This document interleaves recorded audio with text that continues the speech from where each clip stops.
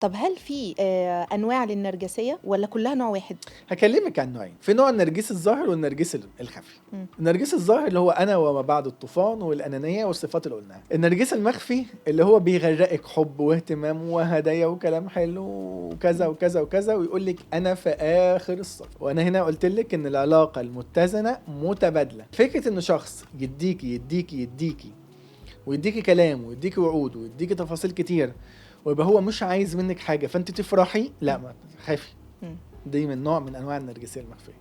تمام. تمام. وممكن يكون مش نرجسي، يعني مش كل واحد بيدي بدون مقابل يبقى نرجسي، بس أكيد. انا اقصد حته.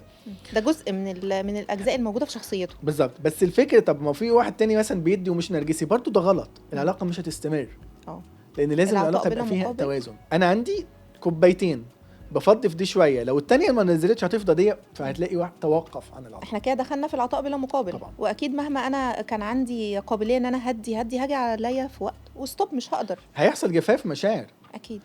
كل ما هو متبادل يدوم.